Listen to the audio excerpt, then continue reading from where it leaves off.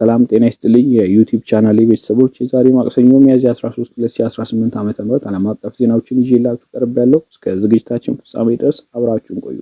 ወደ ዝርዝር ዜናዎቹ አምራለሁ። አብረን እንከታተለው።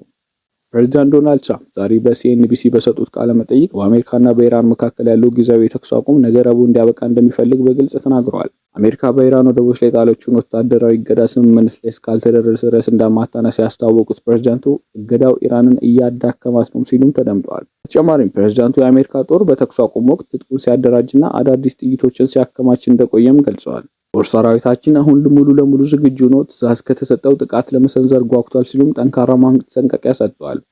የኢራን ፓርላማ አፈ ጉባኤ መሐመድ ባጋር ቃሊባፍ ኢራን ባለፉት 2 ሳምንታት አዳዲስ ወታደራዊ ካርዶችን በሜዳ ላይ ለማሳየት ስትዘጋጅ እንደቆየች ገልጸዋል።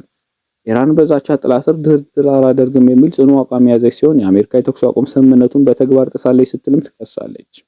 ኢራን በተለይ የአሜሪካ የባህር ኃይል የጭነት መርከቧን መያዙን እንደ ትልቅ ጥሰት ትቆጥረዋለች። በተጨማሪም ፕሬዝዳንት ዶናልድ ትራምፕ በኢራን የኤሌክትሪክ ጣቢያዎችና ድልድዮች ላይ ጥቃት ሰነዝራለሁ ማለታቸው በቴህራን ዘንድ ዲፕሎማሲያዊ ስኬትን ትልቅ ጥርጣሬ ውስጥ ከቶታል።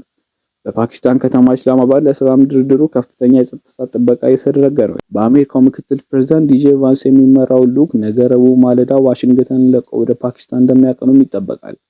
ድርድሩም ረቡዕ ምሽት ይጀምራል ተብሎ ቢታቀድም ኢራን እስካሁን በንግግሩ ላይ ስለማሳተፏ እርግጠኛ የሆነ ምላሽ አልሰጠችም። በደቡብ ሊባኖስ በምትገኘው ቤንች ጂብሌ ከተማ ውስጥ የእስራኤል ጦር የፍንዳታና የመድፍ ጥቃቶችን እየቀጠለ ይገኛል። የሊባኖስ ፕሬዝዳንት ጆሴፍ አውን ህዝቡ በአንድነት ከመንግስት ጎን እንዲቆም ጥሪም አቅርበዋል። ፕሬዝዳንቱ ድርድሩ ጦርነትን ለማቆምና የሀገርን ሉዓላዊነት ለማስከበር ነው እንጂ የድክመት ምልክት አይደለም ብለዋል። በሌላ በኩል በሊባኖስ የሚገኙት የተባበሩት መንግስታት የሰላም አስከባሪ ኃይል ጥቃት ደርሶበት አንድ የፈረንሳይ ወታደር መገደሉም ዓለም አቀፉን ማህበረሰብ አስቆጥቷል። አሁን የነበረን ዓለም አቀፍ ዜናዎች ይህን ይመስሉ ነበር። ቻናሉን ሰብስክራይብ፣ ላይክ፣ ሼር ማድረግዎን አይርሱ። ሰላም ለዓለም።